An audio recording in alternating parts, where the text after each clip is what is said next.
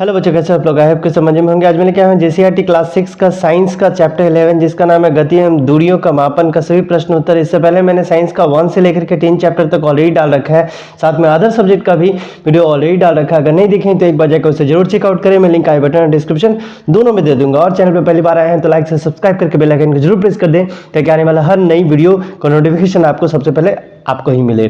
तो चलिए बिना देर के शुरू करते हैं। सबसे पहले जो है यहाँ रिक्त स्थानों को पूर्ति करने के लिए दिया गया, जहाँ पूछा गया 5 किलोमीटर में कितना मीटर होता है, तो 5000। दूसरा है किसी साइकिल के पहिए की गति कैसी होती है, तो साइकिल का पहिया आपका ऐसे घूरता है तो इसको हम लोग वार्तुल गति कहते हैं। 1 मीटर में कितना सेंटीमीटर होता है, तो 100 सेंटीमीटर होता है। लंबाई का मानक मात्रक क्या है, तो लंबाई के लिए मानक मात्रक के लिए मीटर का यूज किया जाता है। अगला है झूले की गति क्या होती है, तो अनियमित गति का एक उदाहरण है झूले की गति। ठीक, इसके बाद 2 नंबर में है निम्नलिखित लंबाई के बढ़ते परिणामों में व्यवस्थित कीजिए। तो सबसे पहले मिलीमीटर, फिर सेंटीमीटर, फिर मीटर और उसके बाद जाकर के किलोमीटर होगा। ठीक, इसके बाद 3 नंबर में आते हैं, यहाँ पूछा गया है मानस की लंबाई 1.55 मीटर है, इसे सेंटीमीटर मिलीमीटर में व्यक्त कीजिए। तो 1 मीटर में 100 सेंटीमीटर होता है, तो 1.55 मीटर इक्वल टू 1.55 इंटू 100 यानी 155 सेंटीमीटर हो गया। अब आपको मिलीमीटर में चेंज करना है, तो 1 मीटर बराबर 1000 मिलीमीटर होता है, तो 1.55 को 1000 से करेंगे तो 1550 मिमी जो होगा वो आएगा।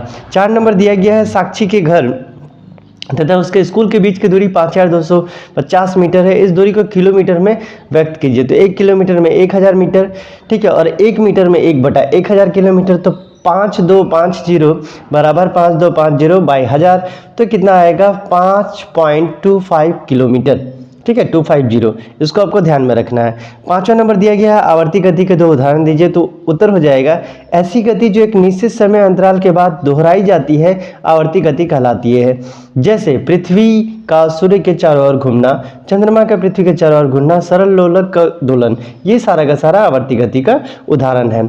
6 नंबर में दिया गया है कदम का उपयोग लंबाई के मानक मात्रक के रूप में क्यों नहीं किया जा सकता, तो इसका उत्तर होगा कदम को लंबाई के मानक मात्रक के रूप में इस्तेमाल नहीं किया जा सकता क्योंकि हर व्यक्ति के चाल या कदम का आकार अलग अलग होता है। जैसे आपका पैर का साइज, आपका फ्रेंड का पैर का साइज, इसमें अंतर होगा, इसलिए किसी खास लंबाई को मापते समय अलग अलग लोगों की चाल या कदम की गिनती अलग अलग होगी। इससे विभिन्न लोगों द्वारा ली गई माप भिन्न हो जाएगी और हमें क्या होगा, सही माप जो है नहीं मिल पाएगा।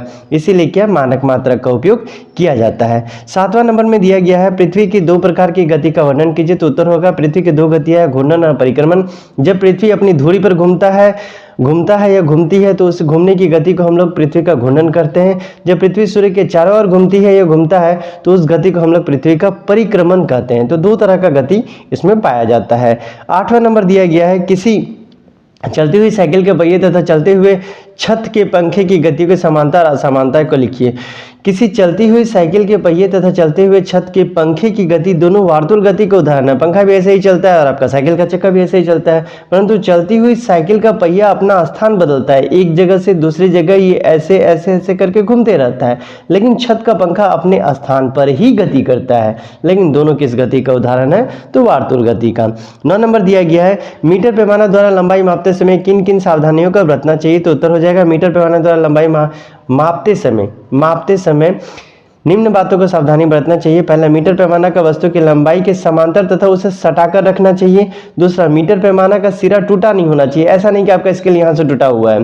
तीसरा, माप लेने के लिए आंख की स्थिति और उस पैमाने के चिन्ह कि लंबवत होना चाहिए, मतलब 90 डिग्री पे, जिससे उसका पाठ्यांक यानी जो नंबर दिया है वो आप अच्छे तरीके से पढ़ पाओ। 10वां नंबर दिया गया है ट्रेन में यात्रा करते समय पटरी के निकट पेड़ चलते हुए दिखाई पड़ते हैं जबकि साथ के यात्रीगण स्थिर दिखाई पड़ते हैं, क्यों।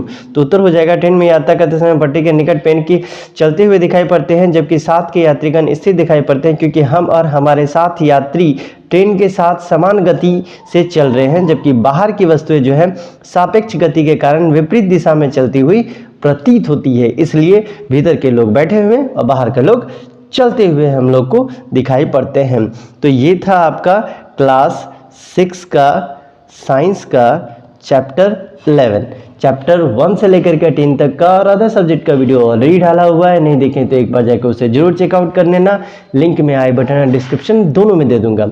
मिलते हैं अगले वीडियो में, तब तक के लिए bye bye and take care.